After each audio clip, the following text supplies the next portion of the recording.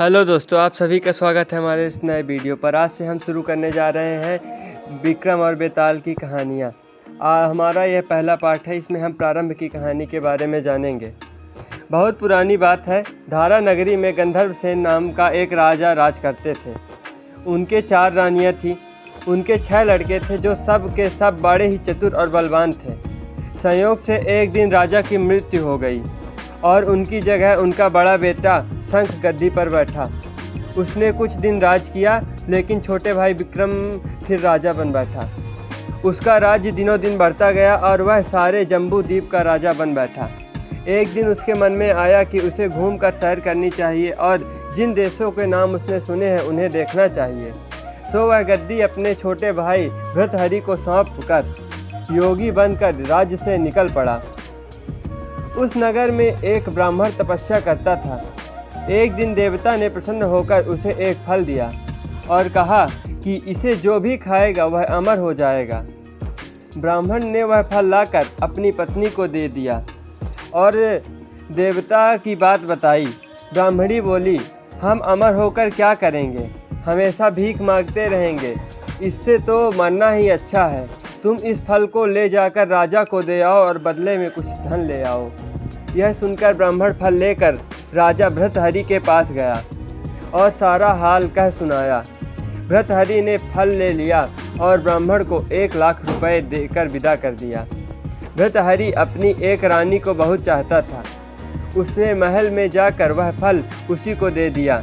रानी की मृत्यु शहर के कोतवाल से थी। उसने वह फल कोतवाल को दे दिया। कोतवाल एक वैश्या के पास जाया करता था। वह उस फल को उस वैश्या को दे आया। वैश्या ने सोचा कि यह फल तो राजा को खाना चाहिए।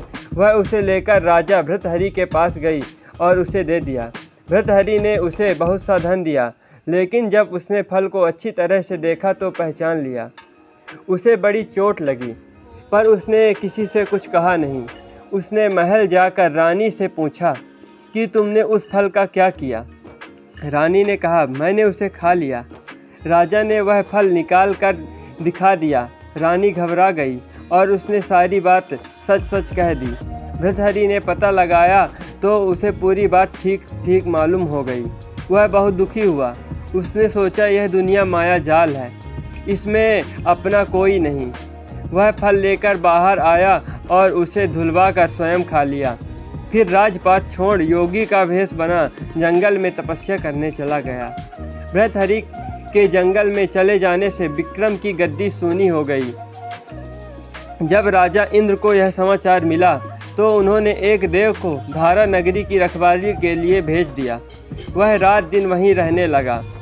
भृतहरि के राजपाट छोड़कर वन में चले जाने की बात विक्रम को मालूम हुई तो वह लौटकर अपने देश आया। आधी रात का समय था। जब वह नगर में घुसने लगा तो देव ने उसे रोका।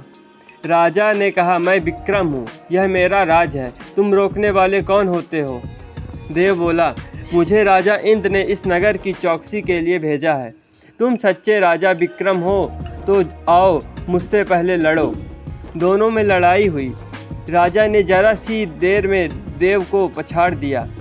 तब देव बोला, हे राजन, तुमने मुझे हरा दिया, मैं तुम्हें जीवन दान देता हूँ। इसके बाद देव ने कहा, राजन, एक नगर और एक नक्षत्र में तुम 3 आदमी पैदा हुए थे।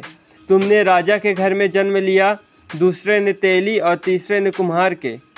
तुम यहाँ का राज करते हो, तेली पाताल का राज करता था। कुम्हार ने योग साध कर तेली को मारकर शमशान में पिशाच बना सिरस के पेड़ से लटका दिया है। अब वह तुम्हें मारने की फिराक में है, उससे सावधान रहना। इतना कहकर देव चला गया और राजा महल में आ गया। राजा को वापस आया देख उसको बड़ी खुशी हुई। नगर में आनंद मनाया गया। राजा फिर राज करने लगा। एक दिन की बात है। शांतिशील नाम का एक योगी राजा के पास दरबार में आया और उसे एक फल देकर चला गया। राजा को आशंका हुई कि देव ने जिस आदमी को बताया था कहीं यह वही तो नहीं। यह सोच उसने फल नहीं खाया, भंडारी को दे दिया। योगी आता और राजा को एक फल दे जाता। संयोग से एक दिन राजा अपना अस्तबल देखने गया था। योगी वहीं पहुंचा और फल राजा के हाथ में दे दिया। राजा ने उसे उछाला तो वह हाथ से छूटकर धरती पर गिर पड़ा। उसी समय एक बंदर ने झपट कर उसे उठा लिया और तोड़ डाला। उसमें से एक लाल निकला जिसकी चमक से सबकी आंखें चौंधिया गई। राजा को बड़ा अचरज हुआ। उसने योगी से पूछा, आप यह लाल मुझे रोज क्यों दे जाते हैं? योगी ने जवाब दिया, महाराज, राजा, गुरु, ज्योतिष, वैद्य और बेटी, इनके घर कभी खाली हाथ नहीं जाना चाहिए। राजा ने भंडारी को बुलाकर पीछे के सब फल मंगवाए। तुड़वाने पर सब में से एक एक लाल निकला। इतने लाल देखकर राजा को बड़ा हर्ष हुआ। उसने जौहरी को बुलवाकर उनका मूल्य पूछा। जौहरी बोला, महाराज, ये लाल इतने कीमती हैं कि इनका मोल करोड़ों रुपए में भी नहीं आंका जा सकता। एक एक लाल एक एक राज्य के बराबर है। यह सुनकर राजा योगी का हाथ पकड़कर गद्दी पर ले गया। बोला, योगी राज, आप सुनी हुई बुरी बातें दूसरों के सामने नहीं कही जाती। राजा उसे अकेले में ले गया। वहाँ जाकर उसने कहा, महाराज, बात यह है कि गोदावरी नदी के किनारे मसान में मैं एक मंत्र सिद्ध कर रहा हूँ। उसके सिद्ध हो जाने पर मेरा मनोरथ पूरा हो जाएगा। तुम एक रात मेरे पास रहोगे तो मंत्र सिद्ध हो जाएगा। एक दिन रात को हथियार बांधकर तुम अकेले मेरे पास आ जाना। राजा ने कहा,